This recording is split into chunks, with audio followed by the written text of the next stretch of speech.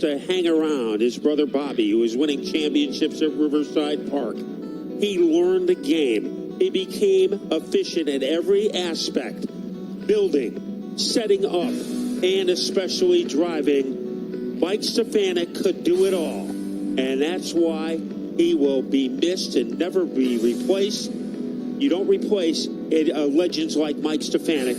You only admire them. Mike Stefanik, car number X6, he will never be replaced.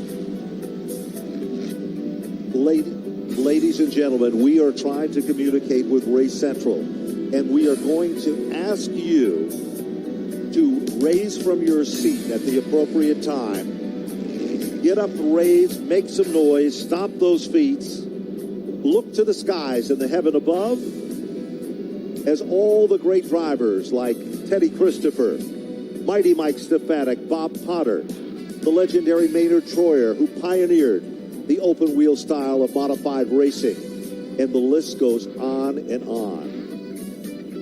Ladies and gentlemen, as they proudly head with the lights ablaze from the wheel and pace car off turn number 4 as they come this time. Caution flag still being out on the field. And ladies and gentlemen, we ask you to all raise from your seats. Get up and make some noise. Stomp your feet. Take out those cameras. Take those selfies. Ladies and gentlemen, this is the Napa Auto Parts Fall Final. These are the men and women that live by the grace of God. This is what the NASCAR Wheel and Modified Tour is all about. Stand and stay standing, ladies and gentlemen, as they head down the back straightaway and give them the send-off that they deserve. So we have the yellow light still flashing on the track, so we'll probably be delayed by at least a lap. The pressure being felt right now by Chris Pastriak in car number 75. And our family Ford of Enfield safety truck is headed out into the turn 3 area. And while that has been happening, there we go. From the starter's stand, they're giving the signal that we're going to go green and 1. Before we go green flag racing, let's quickly go to Kyle Rickey down on pit road. Give him a wave, ladies and gentlemen. Yeah, they got the one-to-go signal. We'll be keeping an eye on pit strategy, and it will be impossible to keep track of depending on how the caution flags fall. Every time a car comes to pit lane, they can either take fuel or one tire. They can't do both. Fuel mileage also could be an issue depending on how the yellows fall. Doug Coby found that out the hard way just a couple of weeks ago. Trouble also with the 54 car already, guys. The gauges are not working on Tommy Catalano's number 54 machine. One man has called every one of Mike Stefanik's 20 victories at Stafford Speedway. He is the voice of Stafford, Ben Dodge Jr., who will take you to the green flag. Off turn number 4 in true Mike Stefanik tradition. We're green and racing modified style here for the Napa Auto Parts Fall Final from Stafford.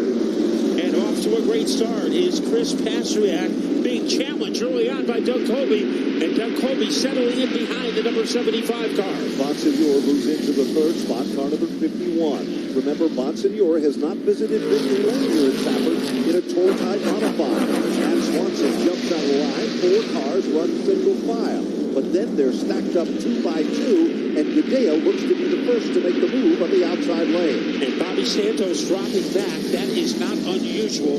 That is usually his strategy, as he is fighting hard with Eric Goodale for that number 5 spot. Right behind him, Kyle Bonsignor. He started 10th and already has gained some positions. Remember, Kyle Bonsignor, a year ago, this very event became what would be considered a long shot. But not a long shot anymore, because he is a factor running just among the top 10 positions here. Meanwhile,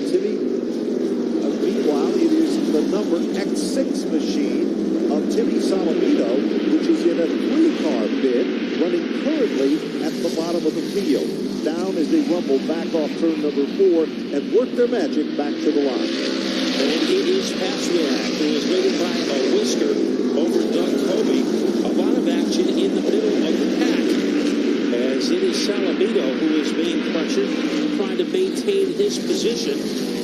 And here is Pastriak as he is able to whiplash his way across the line to lead lap number 5.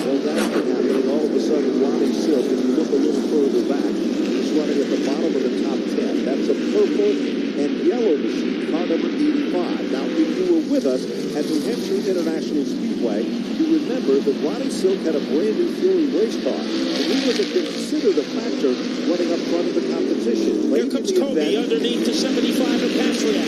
Lead change, first lead change, 6 laps in. Doug Kobe moves to the front of the class. Back to the story on the Ronnie Silk machine. They brought out this race car. This is a car they ran early in the season and had a tremendous amount of success with it as well. Craig Lutz in a battle as he picks up a position in car number 46. Up at the front, the drum major of the parade is Kobe Goodale in car number 58. He may be getting a challenge pretty soon from Bobby Santos in the 36. Silk is right there, and Lutz is right there. Certainly is, and Lutz, of course, has been a huge factor in this one. Doug Kobe, a 5-time champion of the NASCAR Rear Modified Tour, cut his teeth here at this half-mile facility, coming up through the ranks from the late models to the SKs, and so forth with it. Bill Moran is the man that creates the magic. They have a little bit of a unique chemistry between those two, and Mayhew has been among the sponsors of that car in their championship quest as well. You look a little further back, Matt, to the bottom of the top 10, and you will see that there is a battle with Woody Pitcat. Now, Pitcat took over this ride. He goes out of line right now to get by Sammy Ramo, halfway there, and Woody has his foot in it. Sammy Ramo turned some heads in New Hampshire also with an outstanding rookie run.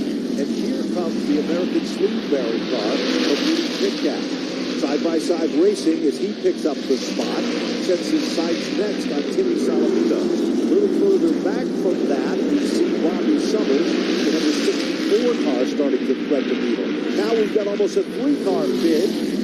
That's the bottom of the top 10. And you look at Woody Pitcat. He keeps digging, and he gets down underneath Salamito, and right there with him is that number 22 car for Kyle Bonsignor. But that's not the only story, because we've got a gaggle of cars that are also trying to get to the front of this field. Two for the price of one for Pitcat as he got by Salamito and by Ramo. And in the middle of that gaggle, it looks like number 25 of Carroll. And there he's struggling for the 32 car, the Rinkema. And a car spins around in front of him. So we have havoc on the front straightaway. And that is the J.B. 34, Thornton Matt. in the 34 was a car who spun around. The first car was Rinkema in the 32. He got into distress. And then there was chaos surrounding the 32 of rookie driver J.B. Thornton. Well, here's one of the answers that has already popped up real quick in this event, because it means we're not going to get that long run like we had in the last race, because we are 14 laps in, and we've got a caution, even though it is for a minor spin. Yeah, the caution came out 132 laps quicker than the last time we had a tour race at Stafford. Doug Kobe took the lead early. Remember, he gets a point for leading a lap.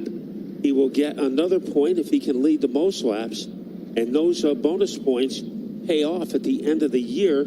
It could be the difference between winning a championship and finishing second. Certainly could be. We're going to reset the field for you. The Mayhew machine is currently your leader, Doug Kobe, one of 2 different leaders so far. The early leader is Chris Pastriak, the pole setter, currently setting in the 2nd spot. Justin Bonsignor, defending series champion in the hunt for the title, sets in the 3rd position. Then it is Matt Swanson with car number 3, started 6th on the grid. He is up to position number 4. Then it is the number 58 machine for Eric Goodale in the 5th spot. And then in the 6th position, it is the 36, the Zapienza race car that won at New Hampshire with Bobby Santos III behind the wheel. In the 7th spot, it is the 85 of Ronnie Silk. In the 8th position, it looks like the 46 machine, Matt, and that is Craig Lutz there. In the 9th position, it is the 1 of Woody Pitcat. In the 10th position, it is Kyle Bonsignor. Just out of the top 10, it is Timmy Salamito, Sammy Ramo, Anthony Nocella, Rob Summers, and Chase Dowling. Let's head down on pit road. A very disappointed Tyler Ripka, and then Musco Lighting number 32. The steering wheel is off, and it looks like the rear end damage with that machine for the 32 should be done for the evening. Also, the 25 Calvin Carroll in. Looks like they are doing that 1 tire change as well as the number 52 car. Mark, 1 tire change in that ride as well. Well, you know, there's no question about it, John. We're kind of surprised to see a tire change this early in the event with only 16 laps up on the board. But remember the procedure, Matt. Let's hit it again so all of our race fans understand how they can pit and why only one tire. Now, they are entitled, they have an allotment of 4 tires that they can change, 3 new ones and 1 practice tire. But instead of changing them all at the same time, they have to change 1 per pit stop. Now, you can come in, change a tire, and come back in under the same yellow flag and change another tire. A lot of drivers have said they want to change all 3 on the same pit stop, but they have to do it 1 at a time and not all at once. Well, the field is ready, side by side and 2 by 2. Doug Colby along with Chris Pastriak. Those have been the only 2 leaders in 17 circuits here at Stafford for the Napa Fall Final. Green flag is back out. Doug Colby wastes no time at all at the point, but Bonsignor tries to muscle down to the inside of Chris Pastriak. And Matt Swanson might be considered a youngster, but he is running with the big dogs up front with car number 3, Old Blue, a familiar sight here at Stafford. And here is Bonsignor, got a lift on that restart, and he has a leverage against Pastriak. Swanson is not very far away, and Goodale, he is caught in that nuclear color, number 58 car, as he tries to rumble his way underneath the 36 of Santos. So Santos doing a good job running, almost like they are frozen together, Goodale and Santos. You know, Santos has had a tremendous amount of success in Stafford over the years, and this is a completely different style of driving that he showed us in Sanford just 1 week ago. But there, he laid back and waited for the closer. Today, he's looking like he was a shoe-in as he currently sets position number 5. Look a little further back, and he's got a battle with Ronnie Silk with Woody Pitcat in the number 1 car, and it looks like the Lutz machine, car 46. Right there in contention there, Matt. And Woody goes right by Ronnie Silk. So Woody Pitcat able to trampoline his way on the inside. Right behind Silk is Salamito. And the X6 as they are able to springboard their way off the corner. It is still Doug Colby in front.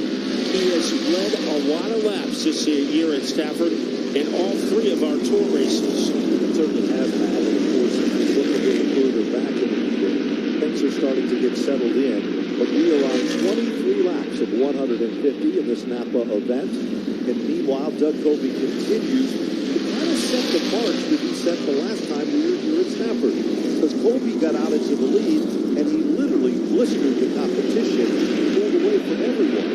And it looks like he's doing the same here as well.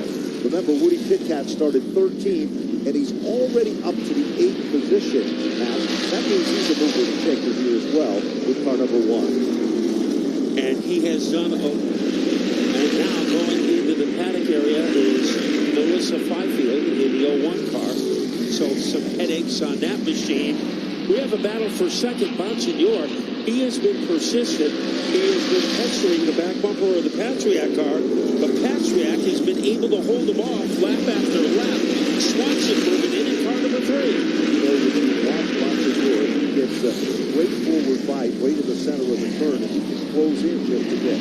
Swanson wheels him back in. It's almost amazing and hard to believe that Justin Bonsignor has never visited Victory Lane for a wheel modified tour event with this number 51. We've got a caution. Car number 34 bringing out the caution for the second time. That's J.B. Thornton out of Holtzville, New York, in the John's tree removal car. He is also considered a rookie in a banner field of rookies for this season as well. So he is off to a rough start, involved in 2 yellow flags in the first 28 laps. Remember, unlike our weekly racing, the yellow flag laps do count here on the Wheel and Modified Tour. You know, also, we're going to check quickly down with Kyle Rickey down on pit road and see if he has a little bit of the backstory going on there. Kyle? So far, it's been fairly quiet. A couple of cars, like you guys have mentioned, have gone behind the wall, but none of the crews, at least in my section, standing around Timmy Salamito, Chris Pastriak, Doug Colby, Justin Bonsignor. None of the crews seem like they're in much of a hurry to service their cars, at least under this caution flag. John Gates, how about in front of you? But the same thing, Kyle. These guys are pretty much taking a break right now. It does not look like we're going to get too many cars in on this caution flag. So everybody happy right here in this part of the pits. So the news is good. There is no news. That means good news sometimes from pit road. Cars are in single file formation. They'll be telling them to cross over and double up. And if you're wondering why Melissa Fifield is moving to the front of the field, I think she might be qualifying for the lucky dog. So we'll see if that happens to the 01 car to go back onto the lead lap. And definitely it appears that that is the case for Melissa Fifield. She is what we call the first lady of the NASCAR Wheel and Modified Tour in modern day time. Renee Dupuy was the first veteran season drivers of the Wheel and Modified Tour. She is a multiple-time most popular driver on the Wheel and Tour, so she has a lot of fans. She certainly does. A very pleasant young lady. Down on pit road, Chase Dowling is in, the number 82 machine. Matt Galco is in. Anthony DeSella is in. And the 21 is in for Chuck Hosfeld. Let's go down to John Gates. John? In and out for the number 55 car. They realize we're going to go green flag racing here real soon. Nosella is still up on the jacks. Looks like they're going to try to change that right rear on that car. Chase Dowling also right rear. He was loose, so a right rear tire change for the Chase Dowling car. So of the other cars, Anthony Nosella along with the Barney machine all heading back out of pit road. And Doug Colby is right up on the back of our pace car here with the wheel and lights ablaze. We have only had in 31 circuits 2 different leaders, the pole setter Chris Pastriak and of course Doug Colby. Row number 2 is just as impressive, and we've still got a long way to go, Matt. Matt Galco on pit road as they jack up the rear of that car and send it out in a hurry.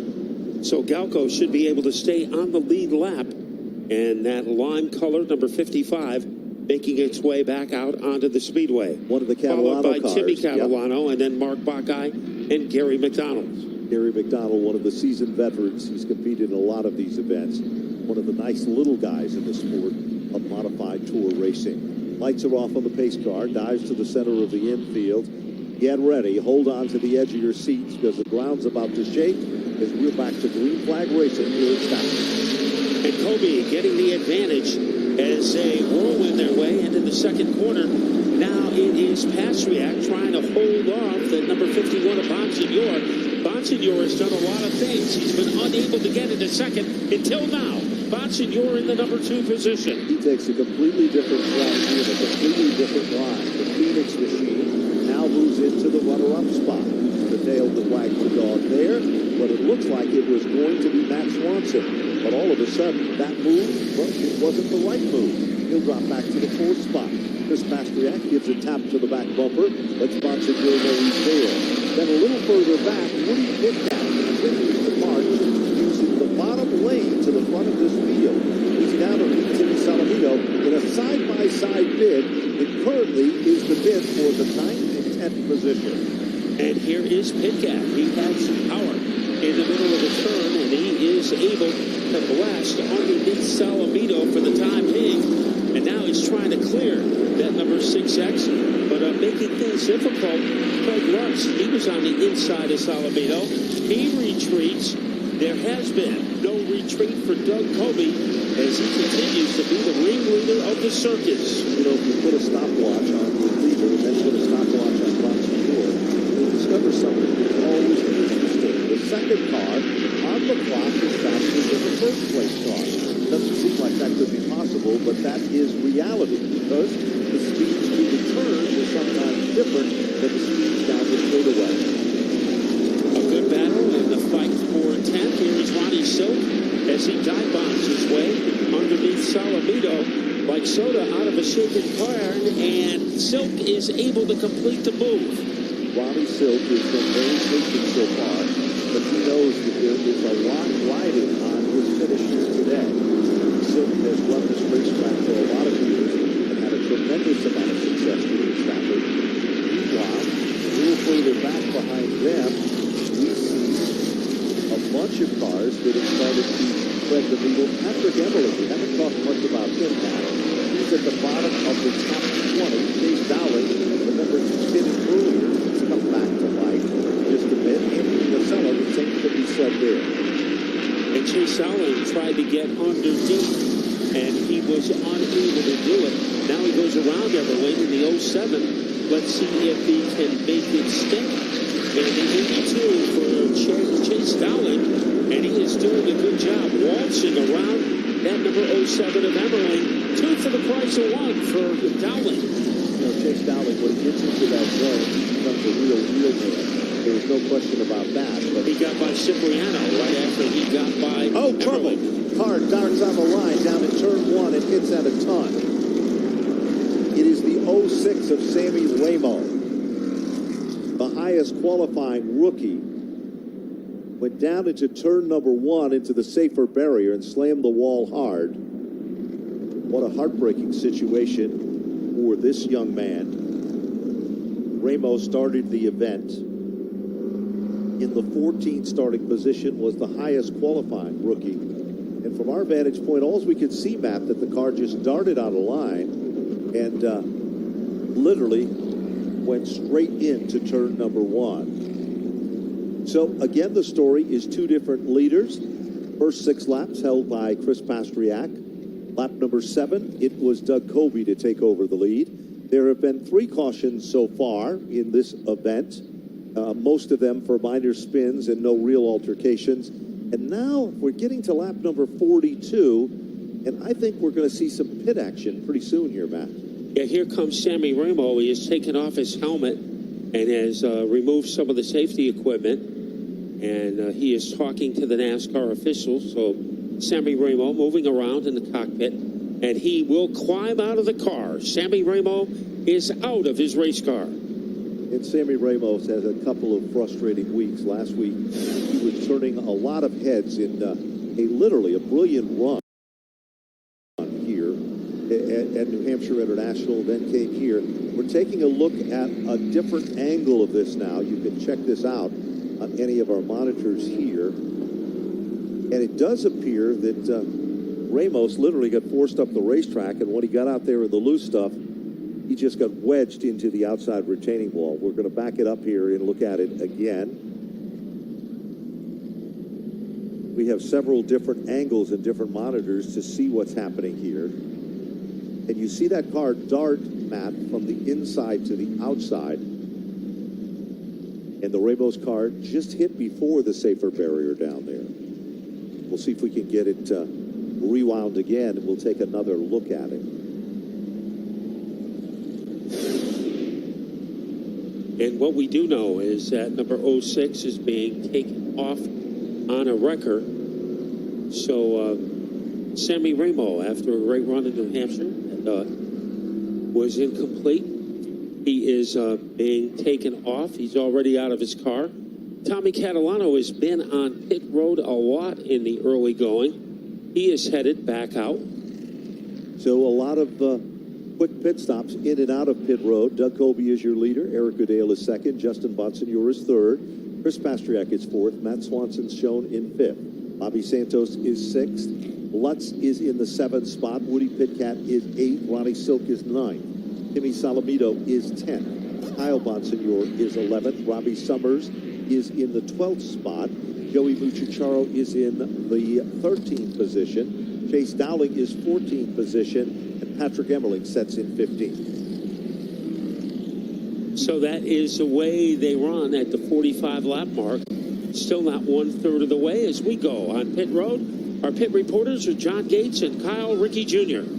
Here, the turn 1 end of pit lane. One of the top 5 drivers in the pit lane. A lap to go to take a right rear tire. That is Eric Goodale, I believe, running in the 2nd spot. Made a stop a lap ago. Took that right rear tire. And he was down and away, the only driver among the race leaders to make a stop. John Gates, how about in front of you? Yeah, Kyle, several drivers, including the number 19 Gunsmoke Stables machine. That car driven by Joey Cipriano. And it was a real quick pit stop there for Joey. He was one of the first cars to get back out on the speedway. Andrew Moeller also, and for some adjustments, no tire change on the 35.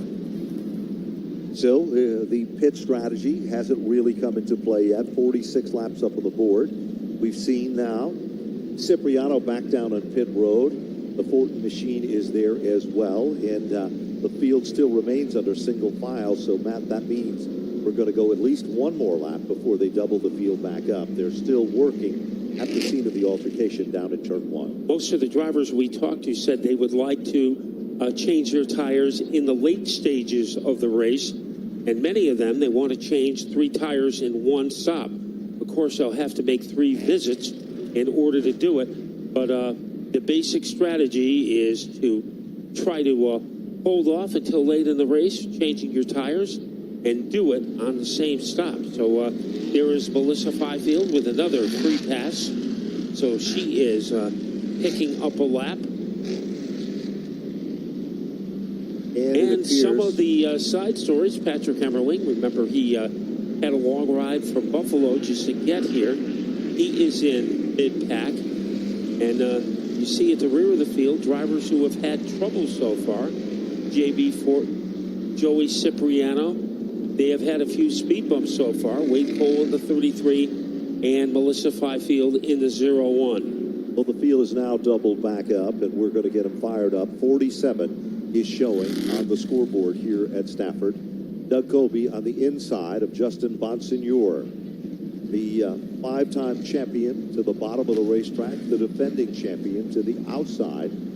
Astriak looking for a shot at a victory here on Napa Fall Final Weekend, along with Maddie Swanson making up that second row. Back down on pit road, looks like it's the 33 machine of Wade Cole. So Kobe and Bonsignor, who have been adversaries for the last couple of seasons, going head-to-head on this double-file restart, and so far, Kobe has been flawless on these restarts. Certainly has. So here we go again.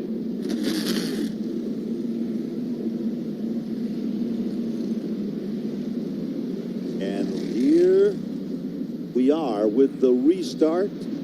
Green flag is back out, and Bonsignor has a little extra oomph.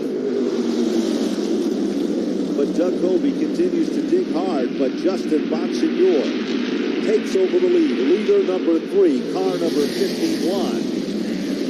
And Doug Colby is now in a dogfight battle with Matt Swanson, Matt, as they come back to the front. And Bonsignor picks up the bonus point. Colby able to try to pull away from Swanson for the time being. And they are ganging up on the back bumper of Bonsignor as they are able to gallop off the corner. Colby gets away from Swanson, and he is attacking Bonsignor. There's no question about that. He really started to apply the pressure there. While that has been happening, all of a sudden, Ronnie Silk continues to pick up the pace just a bit, wheeling in on the back bumper of Woody Pitcat. Robbie Summers is behind Timmy Salamito. Chase Dowling is there next in line. And then it's the 47 of Joey Luccicharo. Now, Luccicharo has come a long way from the back as well. Chase Dowling trying to make a move in the 82 underneath Summers, heading into turn 3, and he executes the move brilliantly. Chase Dowling. Chase Dowling has now picked up another spot, sets his sights on the Timmy Salamito car. Right in front of him, that's the Mike Stefanik tribute car.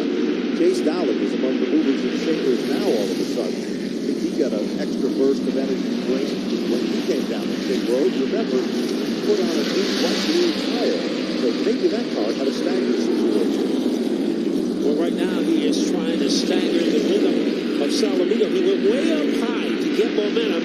A unique move by Dowling as he almost went into the paddock to get the advantage, and he gets by Salamito. So a great line by the Chase Dowling in the 82. He went up almost into the pit bleachers to make the move. Certainly did. Now he has worked his way into the bottom of the top 10. Back up front, Justin Bonsignor is the leader. Doug Colby looks to go to the outside. Bonsignor continues to guard his spot. Matt Swanson still setting in the 3rd position, and then in the 4th position, and that of course is Greg Lutz.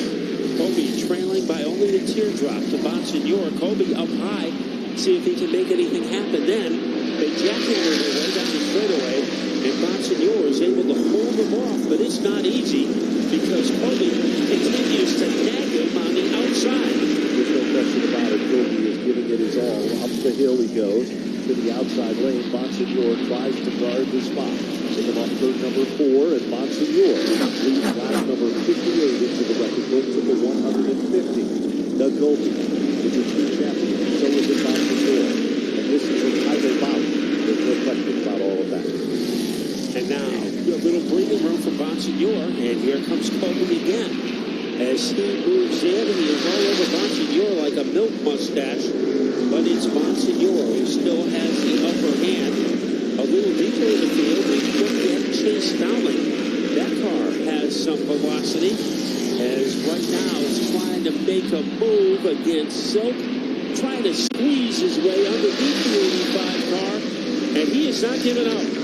Chase Dowling said yesterday he was so disappointed in how this car was running last lap, but they did everything to the kitchen sink at it, and it all seems to be paying off, because now all of a sudden, Dowling is considered one of the cars that has gained the most position.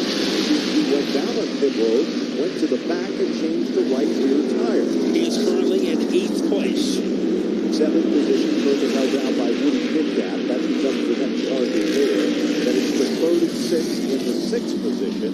That is currently Bobby Santos. Back up front, Doug Colby decides to rest his efforts for a moment and moves back into the tire tracks of our leader. And Justin Bonsignor comes up on lap traffic down to that straightaway. But Doug Colby tried to make a move on the outside.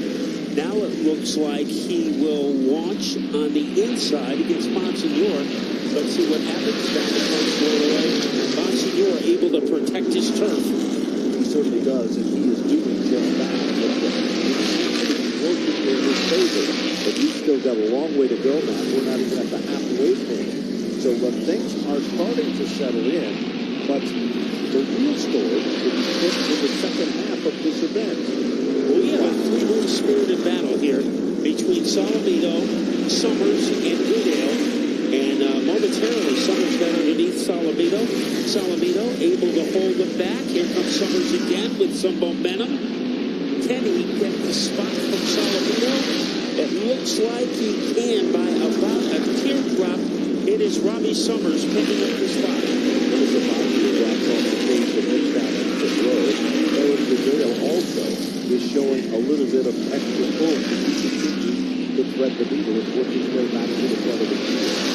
Leader still remains Justin Monsignor, the third leader of the event. Doug Colby currently setting in second. Running in the third spot is Max Swanson. Fourth position will be the number 46 machine of Greg Lutz. Rounding out the top 5 will be the number 75 machine of Acura. Then it's Santos, Woody Pitcat, Chase Dowling, and it's Ronnie Silk to round out the bottom of the top 10. And Goodale in a battle with Robbie Summers right behind the top 10. And Goodale able to put his foot down and keep his spot. Bonsignor trying to expand his lead over Colby. Right now he's leading by like a foot of an ironing board. But slowly pulling away from the team car. It certainly is, Matt. And of course, we're not sure if this is the strategy. We have to wonder what the crew chief is telling their driver. Brian Stone is the crew chief on the championship team of the 51. Phil Moran is the crew chief on the multiple championship team of Doug Colby. And then, of course, Old Blue is the youngster behind the wheel. And, of course, is Matt Swanson setting very strongly and very comfortably in that third position. A green flag pit stop for Timmy Caruano. So a serious issue there for the 45 car. And Colby able to get by Gary McDonald. And now things are interesting. Here comes Bonsignor trying to go around Ray Cole. He does, and so does Colby. He certainly does. And of course, now they're coming up on rock traffic. That doesn't make the challenge visually. And we're looking at the times. It appears that Woody Pitcat is wheeling in on his brother-in-law, Bobby Santos, with that number 36 machine. And Chase Dowling, he isn't about to be left out of that battle. We've seen Chase Dowling. He's got a completely different line than anybody else at this stage in the event. He likes to go up high at turn number 1. Now Pitcat might have room underneath Bobby Santos. So Pitcat is able to machine gun his way. Let's go to pit road. Yeah, guys, Timmy Catalano going behind the wall. Seems to be something wrong with the rear suspension on that number 45 car. So Timmy out of commission. Bonsignor continues to be the fastest blip on the radar screen. Certainly does, man. And of course, we are halfway next time by. 75 laps will be in the record book.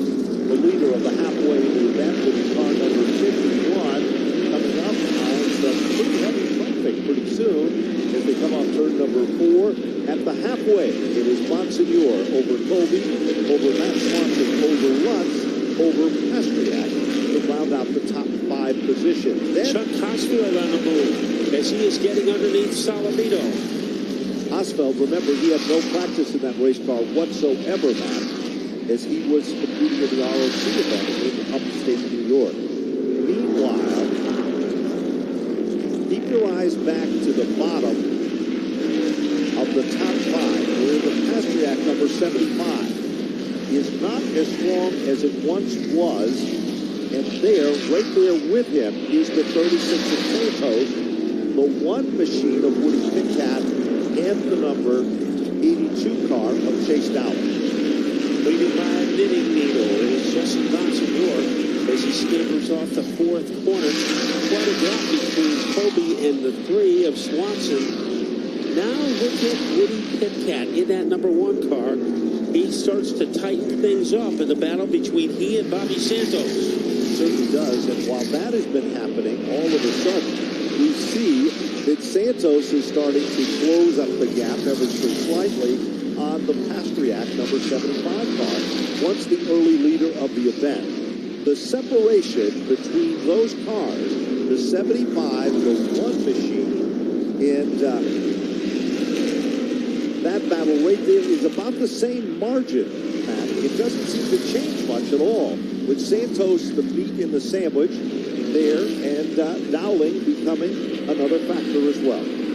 Andrew Moeller was under siege, but he lets our co-leaders get by him. Justin Bonsignor has never won at Stafford Speedway, but he is in a golden situation to change that around. Chris Pastriak, he has lost some of his ammunition as this race has gone on, and we'll see if either Bobby Santos or Woody Pitcat can take advantage of that. Certainly will see that, and you can see it as you watch them parade around the racetrack. Car number 01 behind the wall, out of the event. Meanwhile, back up front, you know, even though the leader, Justin Bonsignor, has been setting a blistering pace, Doug Colby almost appears like he's toying with Bonsignor because he is able to reel him in, close up the gap, and then he just kind of lays back just a bit and lets it all settle back in. It looks like he can reel him in whenever he wants to. And right now, he is making that move as he reeled him in. And now he will retreat. So, Doug Colby, I think he gives Bonsignor the look that is there. And maybe at any given moment, he can make the move to get back into the lead. You know, Woody Pitcat's car seems to be loosening up just a bit as they come up on lap traffic.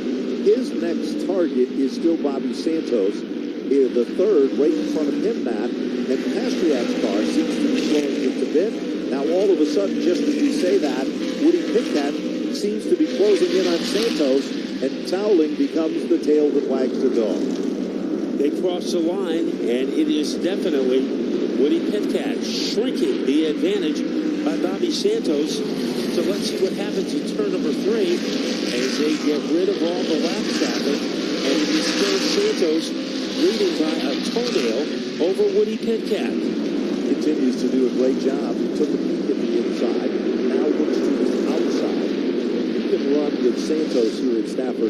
They are two brother-in-laws, believe it or not, and they are really, it's more than just a race, bragging rights at the dinner table for the fall Thanksgiving dinner. 87 laps now complete of 150 here at Stafford. Colby trying to take advantage of the lap traffic that Bonsignor was in. There are still about 5 cars that he is going to have to navigate around. Opportunity for Colby as he starts to press to the back of the Bonsignor car. And lap traffic has not been friendly to Bonsignor. There's no question about it. Lap traffic is heavy as they continue to work and parade their way around the lapped automobiles. Just as all of a sudden Doug Colby sees a little daylight to the bottom, there is Ken Hegge's machine, car number 18, directly in front of the leader. Meanwhile, while that has been happening, they go to the outside of the back eye machine, car number 52. Swanson says he don't want to be left out of the top three as he continues to follow the top two. They rumble off turn number 4 as it's 90 laps complete of 150 at the half mile in Stafford Springs, Connecticut. Bonsignor leading by a breadcrumb, and he is about to approach some more slower traffic. Dave Sazzarulo in the 83. Let's see how Justin handles this situation as he goes around Sazzarulo, and so does Kobe, and so does Swanson. Swanson has been the beneficiary of the battle through lap traffic. He has moved up into the top three. The top three, they can fit inside the test tube. Certainly can. The same margin of first and second and third. Now I want you to look a little further back to the bottom of the top 10. You know why? Because Eric Goodale is starting to move in on that pack of cars, and his next sight becomes Chase Dowling, and in front of Chase Dowling is Woody Pitcat, and in front of him is Bobby Santos. And Justin Bonsignor is able to swashbuckle his way around his cousin, Kyle Bonsignor. So does Kobe. And now Matt Swanson is going to try it. So the top three have pulled away, and Matt Swanson has done a great job over the last 5 laps in catching up. Eric Goodale is closed up on the Chase Dowling machine, and that's at the bottom of the top 10. So Goodale is running a completely different line again. He's trying everything to break into that top 10 pack of cars. 94 laps now complete. Passing flag given to Sazzarulo. So Dowling able to get by, and so does Goodale. Up at the front, there is still Bonsignor. Now he expands his lead by a little bit over Doug Colby. So Bonsignor getting stronger as we approach the 100 lap mark. They certainly do that. 95 laps pushed off on the big board here in Stafford. And again, we see now Eric Goodale with a bonsai move down into the bottom of turn number 3. He goes around Chase Dowling with a bold aggressive move. I think Eric Goodale in that gap car is starting to work some magic. And now the 19, the Joey Cipriano, is the next car in line. And things are tight at the front of the field. Bonsignor can't get rid of Colby. Doug Colby is like the gum on the bottom of his shoe. And no matter what Bonsignor does, he can't scrape him off. No, there's no question. He continues to hit his marks every time. We are now seeing the leaders come up on cars that are just out of the top 12 here in this event.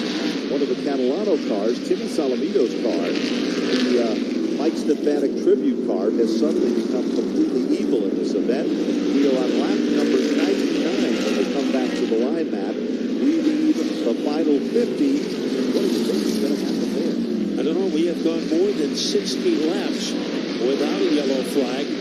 As here comes Bonsignor, being held up momentarily as he is able to get around.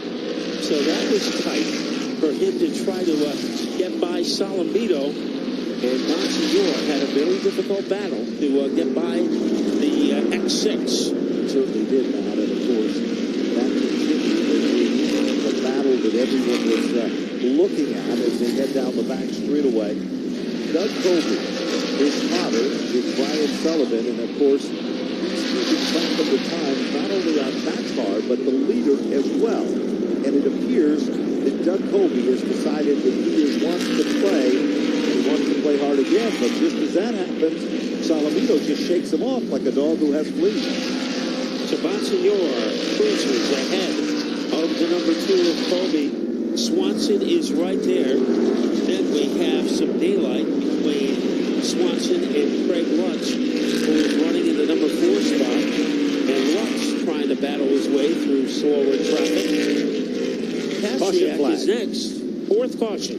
Caution flag comes out of the field, and we are not quite sure at this point on what the caution was for.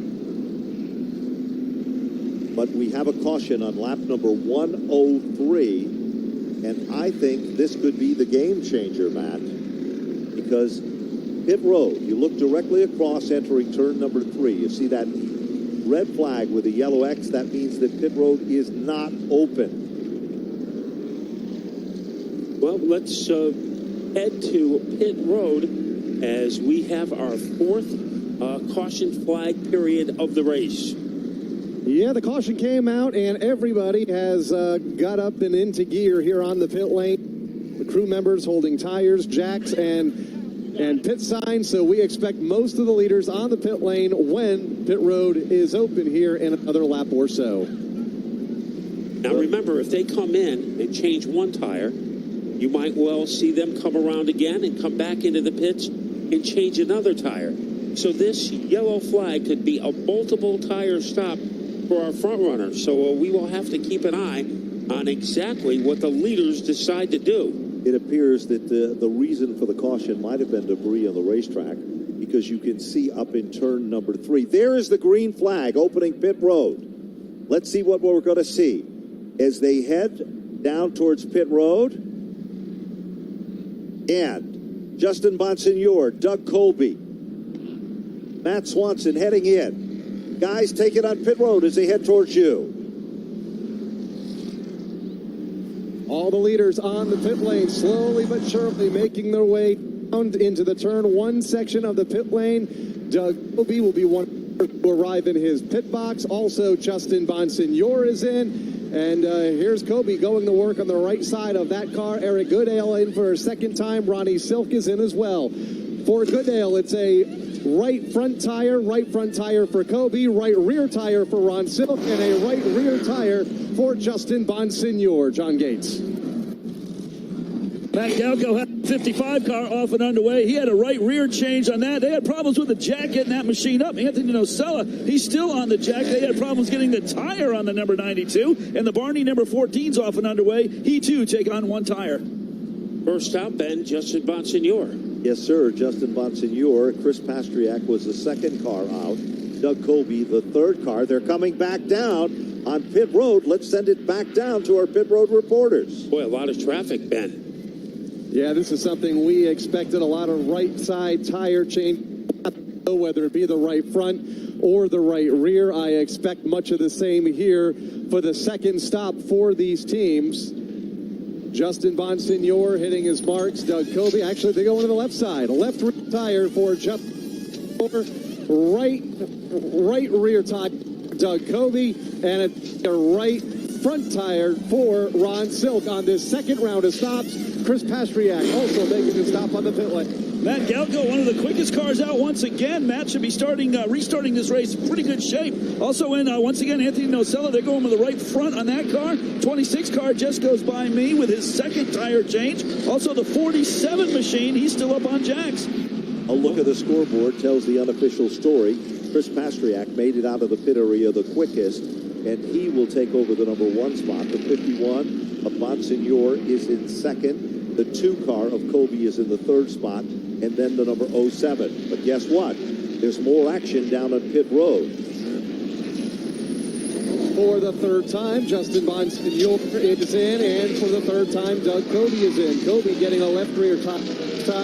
Justin Bonsignor, a right tire. The big loser the last time was Matt Swanson, running in the top 5. Lost a lot of time on pit road and a lot of track position on the racetrack. Tommy Catalino in for his 3rd tire, as well as, once again, make that Matt Galco. Also the 18 car with his 3rd tire, and a good stop for Ken Hagee. Wow. And the strategy, Ben, Chris Pastriak has decided not to change that extra tire yet. Whenever Bobby Santos goes into the pits, where he is now, you have to pay attention because he always has pretty good strategy, and he is known for his late race charges. Now take a look at Woody Pitcat. All of a sudden, by his pit strategy work, he finds himself in the number 2 position. You look at the scoreboard. This is unofficial. The number 14 car of the Barney team is scheduled and is running in the 3rd position, and then the number 3 machine of Swanson, who had a little bit of a problem the last time into the pits, overcame all of that and he currently is located in position number 4. Then we go to position number 5. Guess what? It's Doug Colby. Position number 6 is Justin Bonsignore. Position number 7 looks to be the 46 machine of Lutz. Position number 8 looks to be Eric Goodale. Position number 9 looks to be Chase Dowling. And position number 10 looks to be the 85. And that, of course, is Ronnie Silk. 109 up on the board. So Rex Barney, who has been in the second half of the field for most of this race, will be restarting in third. So some different strategy used by Pastriak, Pitcat, Barney, and we'll see if it pays off. Still some action on pit road, but most of the front runners have done what they are going to do, and now we are ready to hold our breath for the final 40 laps of the Napa 150. There's no question about it. We are down to less than 40 when they fire the field back up. The lights are off on the pace car. Chris Pastriak, the early leader of the event, takes back the lead for the second time. Woody Pitcat hasn't been there yet, but he's in striking distance. Car number 1 is looking for position number 1. And they're racing to the bottom of turn 1. Pastriak does a good job. Literally, Woody Pitcat diamonds the turn, up on the wheel and up on the outside. But all eyes are on Doug Colby. He's up to the 3rd position, and Bonsignore got shuffled further back at the bottom of the top 7. Lutz moves into 4th in car number 46. And here comes Bonsignore, as Bonsignore is able to elbow trouble. Barry. We've got Goodale around down the back straightaway, and we've got a melee with 58 of Goodale. Is into the back of Goodale.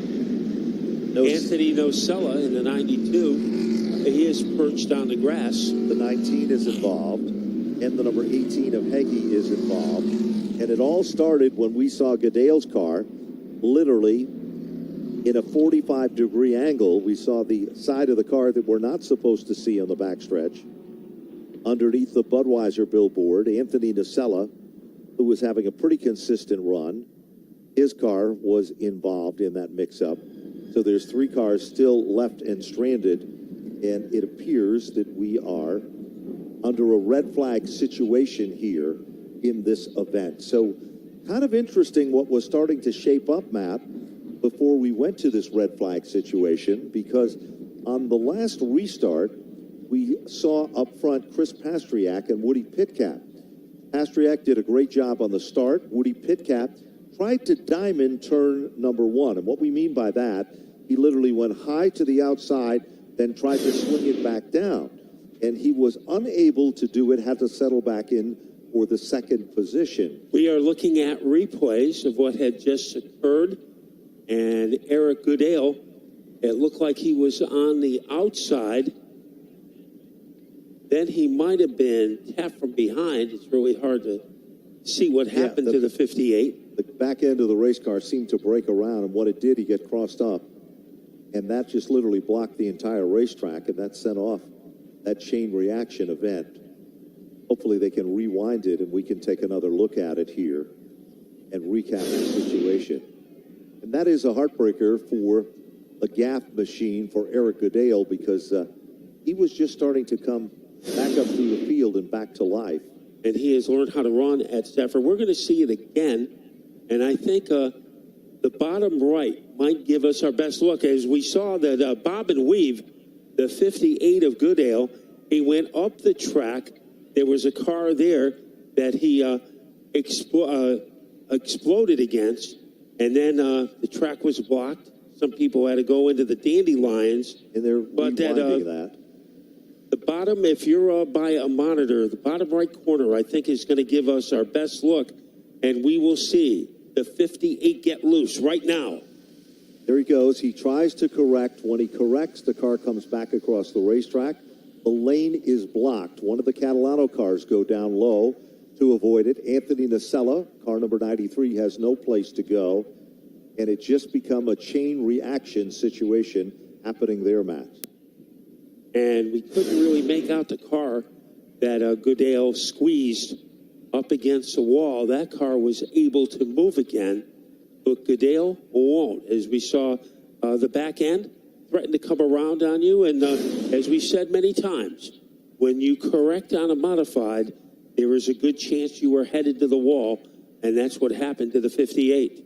You know, and that's kind of a shame because he was coming forward. We talked about it earlier as he moved into the bottom of the top 10, and he was right there contending with that pack of cars, which was then Chase Dowling was there along with Woody Pitkat and along with Bobby Santos III. So we are under a red flag situation. 112 laps are now into the record books. I'm going to head back down to Kyle Rickey down on pit road. And Kyle, I wonder if you had any opportunity to talk to any of the crew chiefs of the front-running cars and what the strategy is and what this type of a caution does for their strategy here today. Yeah, I have briefly here in the last couple of moments. Obviously, they've been on the radio under the prior caution, getting their drivers on and off pit road. But I did a quick poll at my end, and it looks like everybody is good to go until the end of this race. They came in, made their 3 stops. Nobody has taken fuel, but we have had far more caution flag laps here today for these drivers to save a little bit of fuel than we had here a couple of weeks ago when the tour was last here, when we saw some fuel issue with Doug Coby. He did not stop and didn't make it the 150 lap distance, but didn't have as many caution flags to save fuel. Today, not the problem. So I think we have seen most of the front runners on pit lane for the final time as we are into the final third of this event. Currently watching cleanup on the back straightaway. Eric Goodale's car remains back there. Catalano's car. Anthony Nocella also coming in to the infield, needing not 1 but 2 hooks to get his 92 car back behind the wall. John Gates, what's the strategy in front of your end as far as some of the lead lap cars at the turn 4 end of pit road? Yeah, Kyle, everybody's pretty happy with the tire changes, so I think we're good with that. But it looks like the 58 and the 35, Catalano and Goodale, looks like they're just ready to get a push-off, so they may be coming pit side here real soon for some repairs. You know, Matt, as we're looking at timing and scoring here, of course, and this is unofficial before they, what we refer to, re-rack the field before we're set to go back to green flag competition. Chris Mastriak was shown in position number 1. Woody Pitkat is in the 2nd position. Now, Pitkat started in the 13th position. Doug Coby, who started in position number 2, is back up to the 3rd position. Lutz, with the number 46 car, started 9th on the grid, and Craig Lutz is now shown in the 4th position. Justin Bonsignor was started in the 4th position, and he currently is running in position number 5.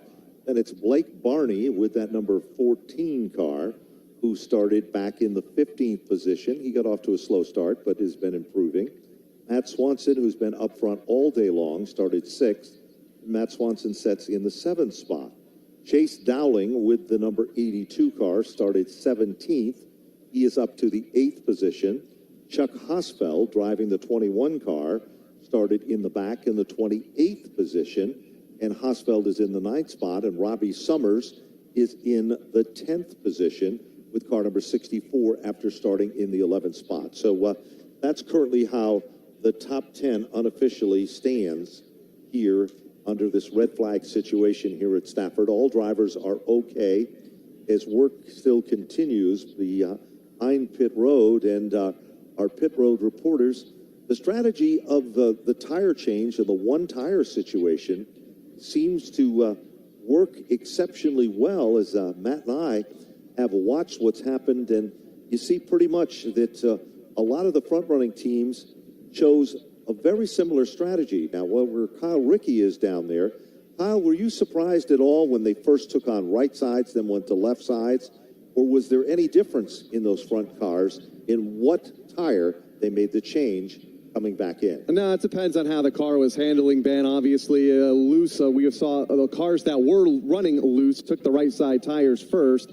But again, these teams don't know how long these caution flags are going to be. How many laps do they have an opportunity to get to pit road to take the left side tires? Or if they take the left sides first, get on back on the pit lane to take the right side tires. But the strategy, like you guys mentioned, mixed it up a little bit. Matt Swanson has come in one less time.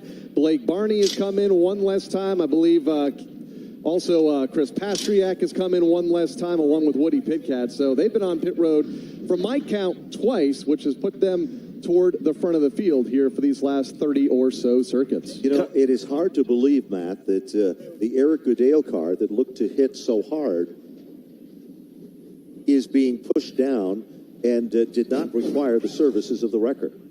No, and he is hobbling onto pit road. Now, remember, if Pastriak, who wanted track position along with Woody and Blake Marty and those guys who have one more stop remaining, if they fall from the lead, they have one more ace in the hole. If they get a late yellow, they can make that one tire change, and that might be the difference in the race. Matt, I got Anthony Nocella down here in pit road, 92 car, man. Hard hit, Anthony. What happened on the backstretch? Yeah, I don't know. We're up on the outside there, and I don't know. They got loose up in front of us there, and everyone got sideways across the track, and we were almost just about by there on the bottom, and one car kind of rolled down and just clipped it. Tough break and a lot of driver right there, Anthony Nocella. He's okay and safe.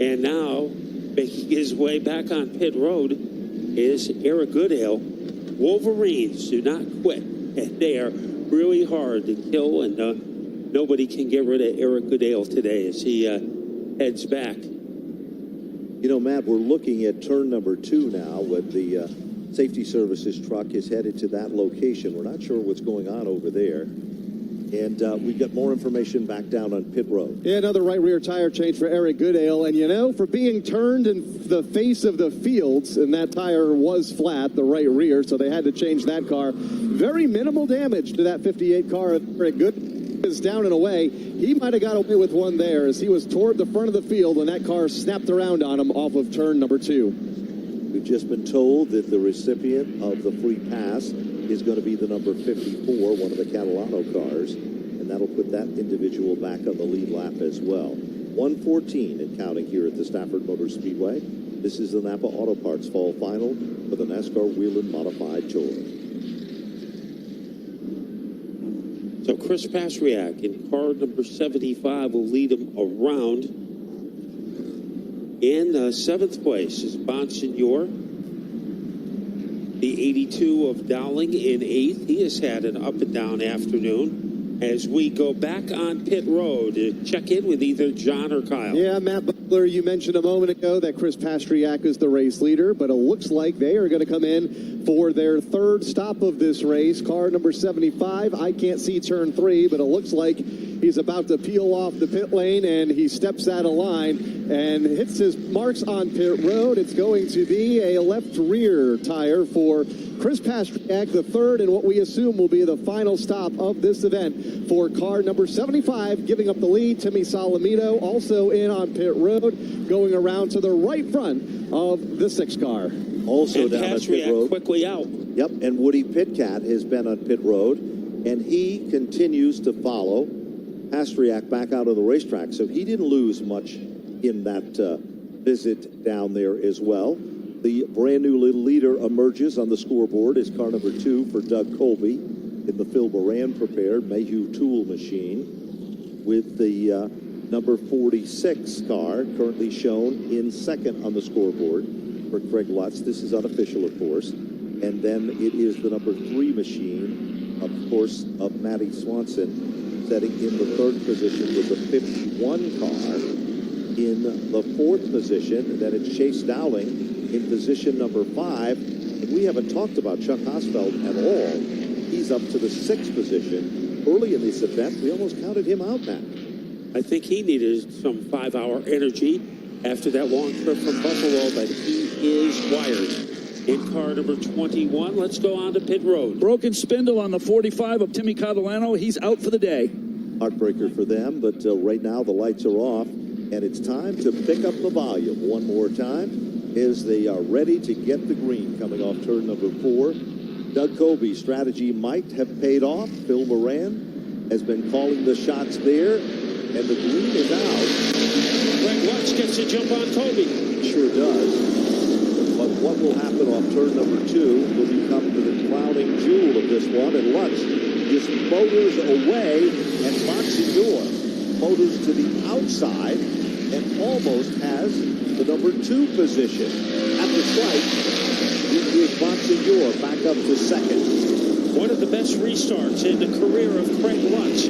But 2 champions are behind him. Trouble for Goodale as that car is smoking, and so is Bonsignor looking for a way underneath Craig Lutz. This time, when they come back to the slide, 119 up for the boys. Bonsignor moves to the back bumper of Lutz as the top 2 cars start to string it out at the point. Here comes Chuck Hospel. Hospel up to the 4th position. Swanson up to 5. And as they work their magic, Ronnie Silk is also coming to the front of the field with Patrick Emerling. Kobe goes up high, looking for momentum. Crossover move coming up against Bonsignor. Trying to sneak under, and Bonsignor will not allow that to happen. He has the veto power, moving up quickly to contend. Chuck Hosfeld, then it's Swanson and Dowling. There's no question about it. As they continue to battle, those are the top 6 race cars on the racetrack. Down the back straightaway, leader of the pack, still remaining. Now here comes Kobe again. He's tucked the wheel down underneath, but Bonsignor slams the door. All of a sudden, Robbie Summers, car 64, comes to a screeching halt, but now it gets fired back up, and it looks like we're going to remain under green. Down the back straightaway, it is still the number 46 in command, Greg Lutz, out of Miller Place, New York, the Riverhead Building Supply. The team is the leader, but the battle for second is the one they're all talking about. And Lutz has been in this position before and has been unable to seal the deal. He is winless on the tour. Kobe watching Bonsignor pull away. Bonsignor, the back bumper of Lutz is under siege. Bonsignor, he tries to torpedo his way underneath the 46. He gives it his best. It just doesn't work. Here comes Kobe. He's going to try down to beat Bonsignor. No win at the end this time. Those reservations have been canceled. Up to the outside. Here comes Kobe. Meanwhile, Bonsignor tries a different line. Look a little further back. Swanson. And now, all of a sudden, Ronnie Silk is all over Chase Dowling. And that is a battle for the 5th, 6th, and 7th position. And Hosfeld trying to narrow the gap between himself and Doug Kobe in the fight for 3rd. Lutz swings it around the corner, down to the final 24 laps. Here comes Bonsignor, a little separation between he and Kobe. So you got 2 champions going after Greg Lutz, who is looking for his first win. There's no question about it. It's not over yet. There's heavy lap traffic just in front of the leaders. 127 of 150. Leaders still remain. The number 46 of Greg Lutz, the car that started in the 9th position in this event. Bonsignor, right there, still in second. Colby doesn't seem to have any extra oomph to be there. Close enough, but not enough to power on by. Buccichero goes down low, giving our triumvirate up at the front plenty of room. Kobe's going to take another shot down low. And Bonsignor has too much velo for him to make a move. Lap car, Sazzarulo looked like he was going up high, but it is Lutz who's able to handle it and maintain his lead. Bonsignor able to gain some ground. All of a sudden, here comes Ronnie Silk. He moves dives down low underneath Chase Dowling. Ronnie Silk has come to life. Down the back straightaway, Matt. Silk and Dowling are side by side, but a lapped automobile forces Silk back 1 position here. As that car was a detriment to Silk. Doug Kobe has done everything but blindfold Bonsignor. He cannot get by him. And if Bonsignor and Kobe are paying attention to each other, nobody is going to be paying attention to Craig Lutz. Here comes Doug Kobe again, Matt. He tries it to the inside. It just doesn't happen. Pulls it back to the outside.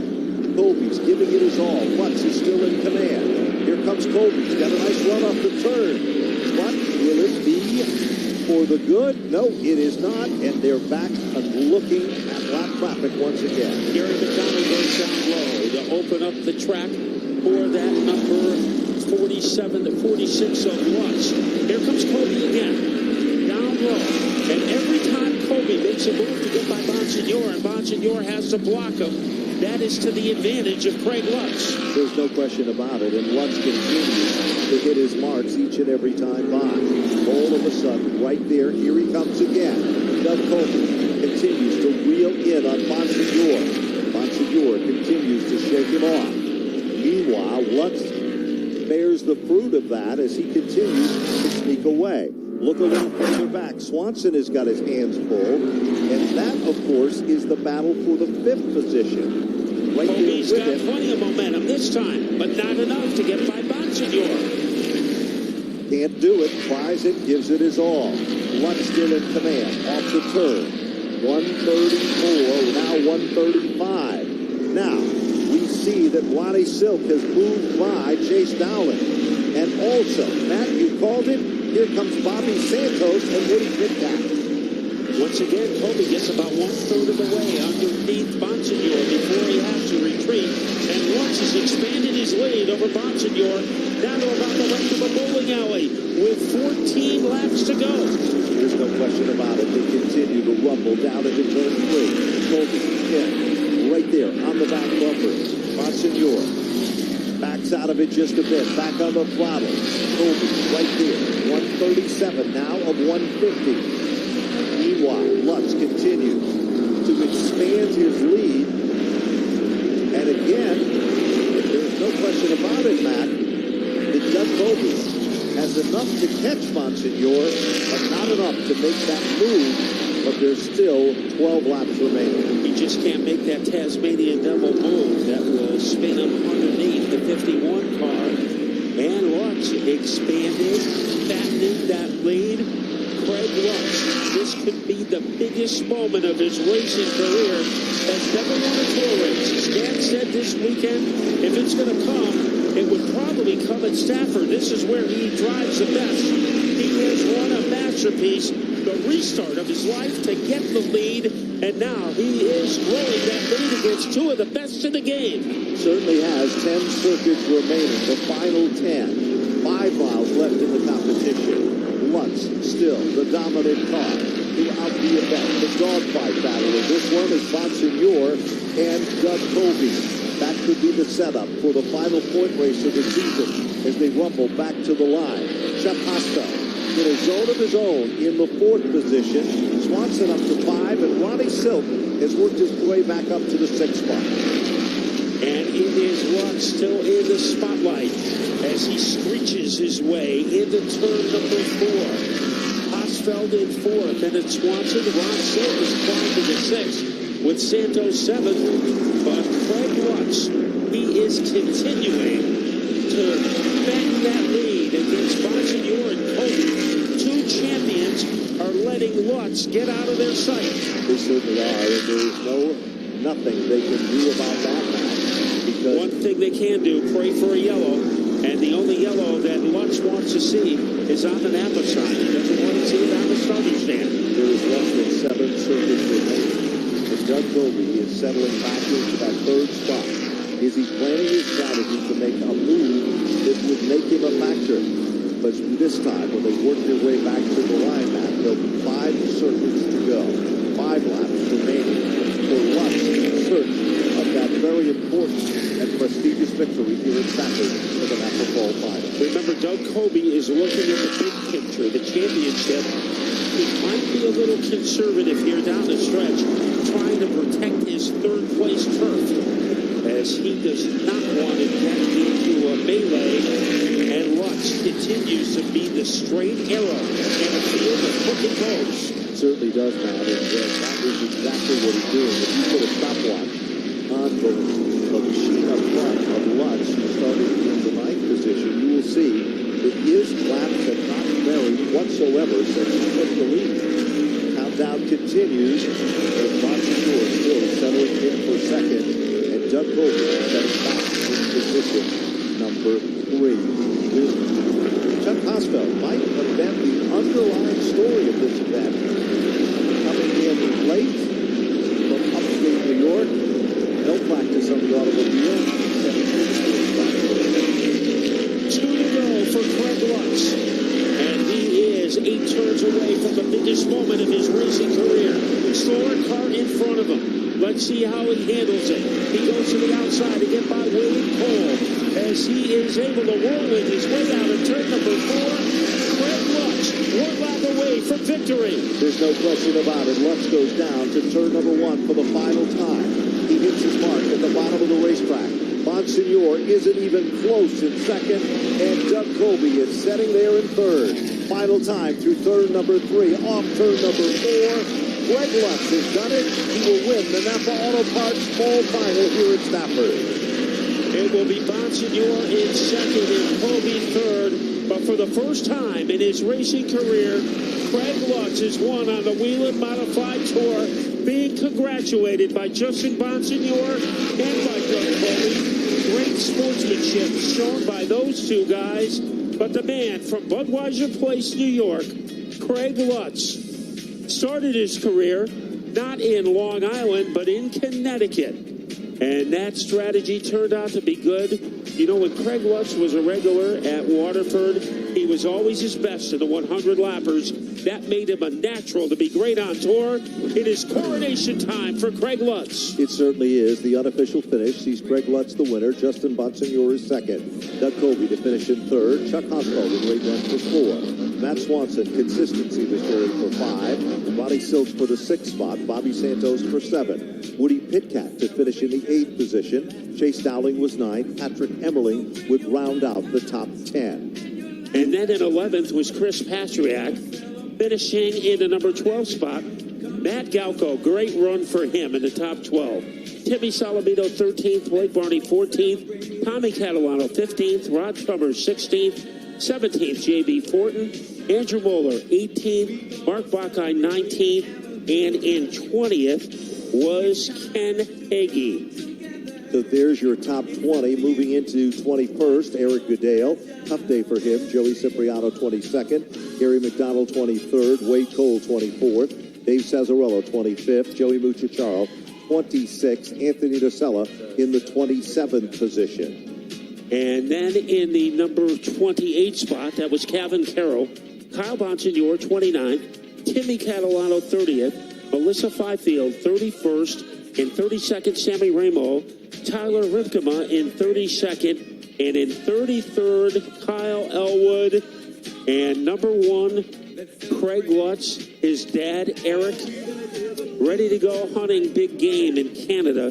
But his son hunted big game this afternoon as he was able to shoot down 2 of the best drivers in the country, Justin Bonsignor and Doug Colby. So when you beat those 2 guys to get your first win, you have earned it.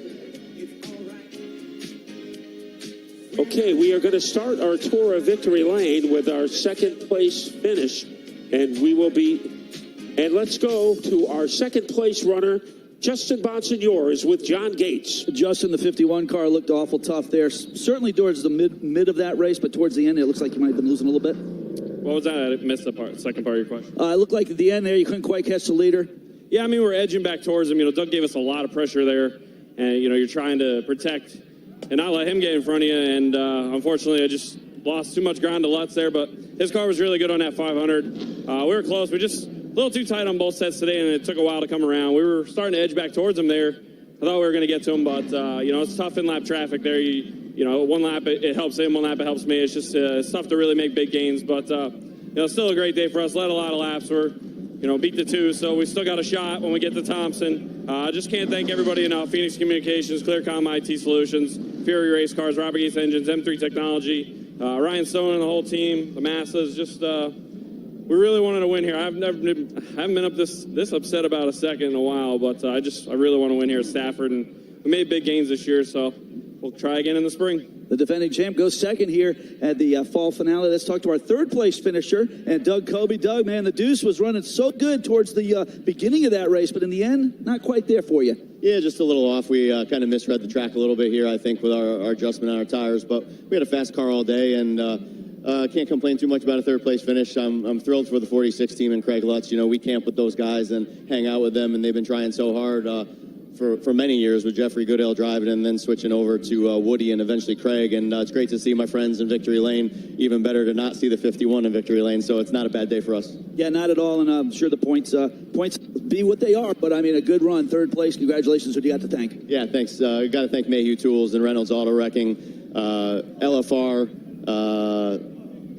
Bob Bruno, Robert Yates, Willwood Brakes, Draco Springs, all the other sponsors that help us out. You know, my guys, this is a long weekend and it's a long season. We're coming to the end here. I really want to thank everybody who helps us. All right, Doug, congratulations. Let's go to Victory Lane with Kyle Rickey. Well, let's hear from our race winner, Craig Lutz. He's been close here before, including the Sizzler earlier this year, as it looks like Doug Kobe heading over here to congratulate you. Congratulations.